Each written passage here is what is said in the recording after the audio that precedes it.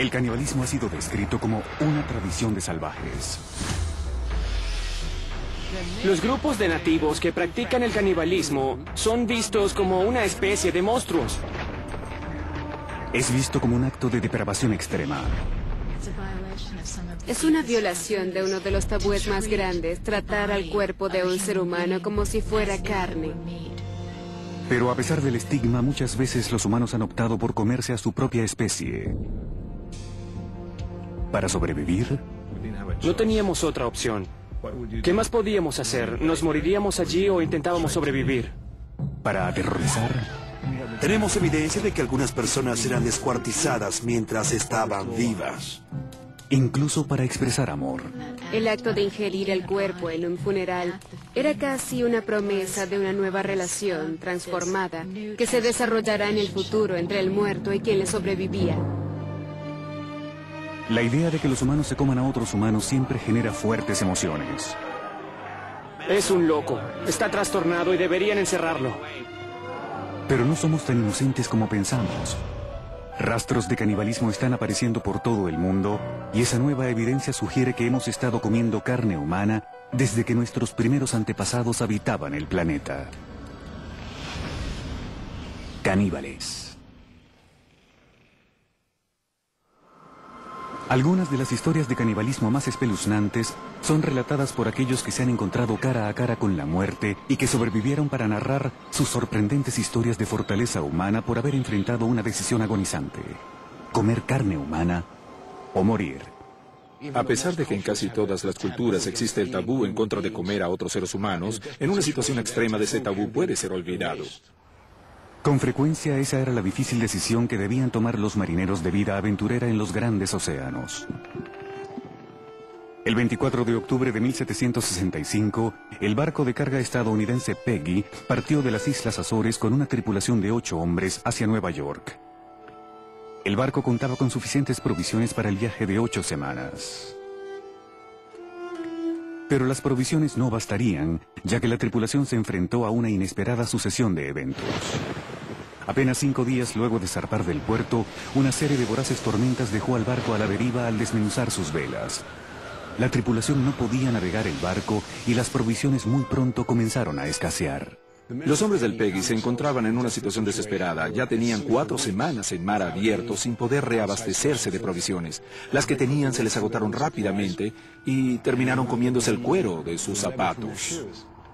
La tripulación resistió por más de 2 meses a la deriva y entonces, justo antes de Navidad, consumieron la carga del barco, 350 barriles de vino y brandy.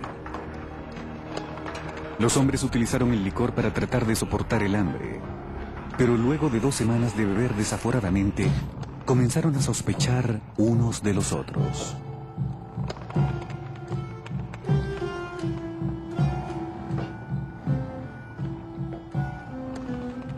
Borrachos y desesperados, la tripulación del Peggy decidió tomar el asunto en sus propias manos. El capitán del barco registró el incidente en su diario. Ya nos comimos todas las provisiones, incluso hasta los botones de nuestras chaquetas. Nos estamos muriendo de hambre. Ya no podemos aguantar más. Tenemos que sacrificar a alguien. Por favor, cálmense, regresen en la mañana y discutiremos el asunto de nuevo. No vamos a esperar un día más. Ya le dijimos cuáles son nuestros planes. Si lo desea, puede participar con nosotros. No haré ningún sacrificio. No le estamos pidiendo su permiso. Y si no desea comer junto a nosotros, esa es su decisión. Un esclavo negro que se encontraba a bordo y que era considerado parte de la carga fue el elegido para el sacrificio.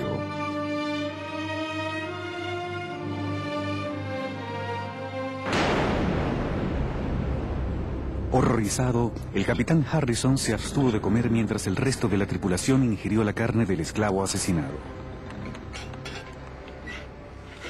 Hicieron que su carne durara tanto como fuese posible, pero al cabo de 16 días tenían hambre de nuevo. Lo hemos discutido y preferimos morir uno a la vez de un disparo que morir todos de hambre. Vamos a hacer un sorteo con o sin su permiso.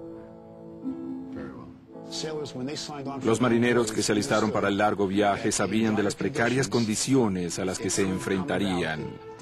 Y al final acordaron que tendrían que comerse a uno de sus compañeros. Y lo hicieron a manera de un ritual que justificaba un poco lo que hacían. Se sentían menos culpables y menos primitivos y tenían algunas reglas al respecto.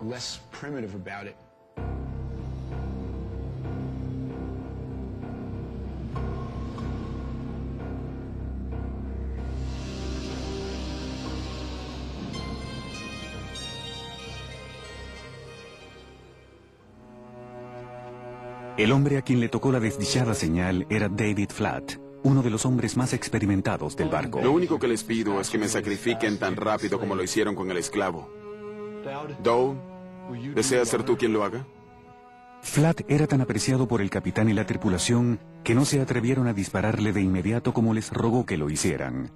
A pesar de que se morían de hambre, todos estuvieron de acuerdo en posponer la ejecución hasta la mañana siguiente, contando con la remota posibilidad de que fueran rescatados. Una larga noche a la espera de su ejecución tuvo un inesperado efecto en Flatt. Para la medianoche había perdido la audición por completo, y mientras se acercaba a su terrible destino final, comenzó a perder la cordura.